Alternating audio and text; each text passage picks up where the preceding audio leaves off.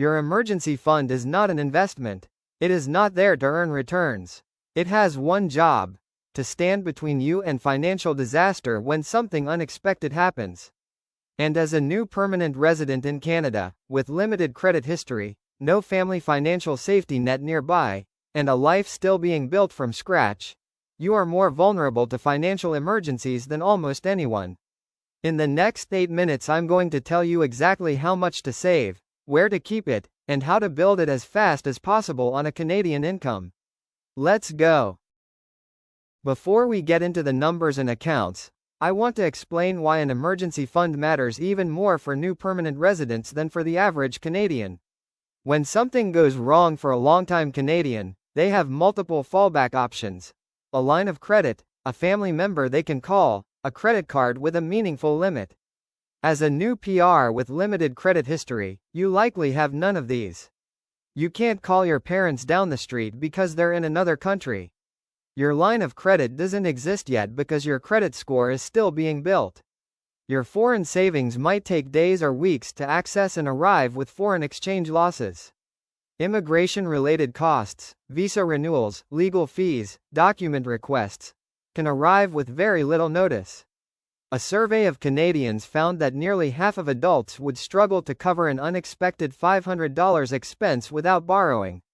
For a new PR without an established credit history and without a local financial safety net, that risk is amplified significantly.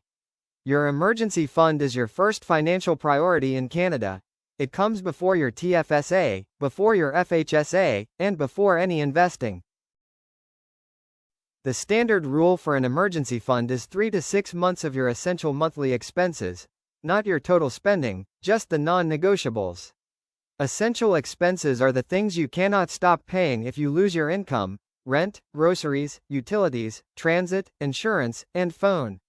Dining out, subscriptions, and entertainment do not count. Using a realistic Toronto example, shared accommodation at $1,100, groceries at $450, transit at $156, utilities at $150, insurance at $50, phone at $40, your essential monthly cost is approximately $1,946.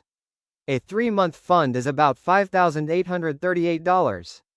A 6-month fund is about $11,676. As a new PR, I recommend targeting the higher end, 4 to 6 months, because your vulnerability is higher. Start with a $1,000 starter fund. Get to 3 months as fast as possible. Then push to 4 to 6 months once your TFSA and FHSA are also being funded. Where you keep your emergency fund matters almost as much as how much you save. The account needs to be instantly or same-day accessible, earn meaningful interest, and be CDIC insured. In 2026, the top recommendation for most new PRs is the EQ Bank personal account. Up to 2.75% with direct deposit, no monthly fees, unlimited e-transfers, no minimum balance, and CDIC insured. EQ Bank offers a consistently high yield that stays stable, unlike banks with teaser rates that vanish after 90 days.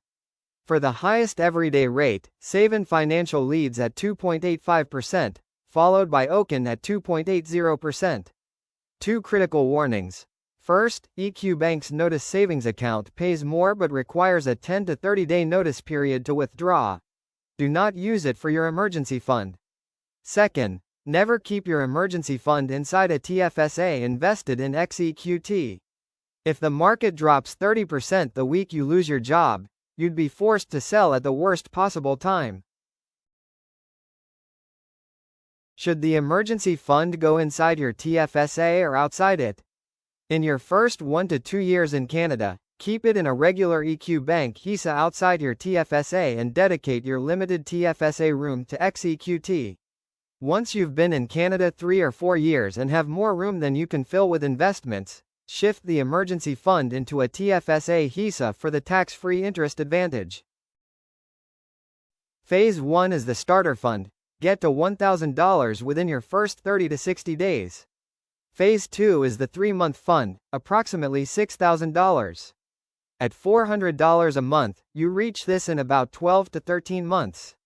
Once you hit the 3-month milestone, you can start building your TFSA and FHSA simultaneously.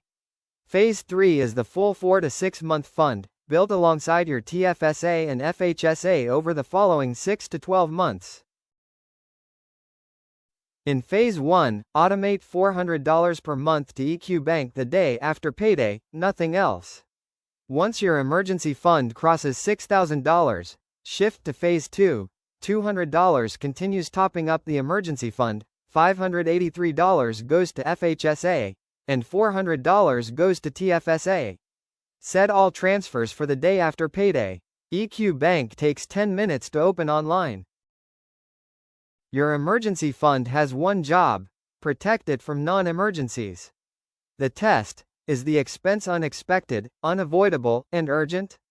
If it fails any one of those criteria, it is not an emergency.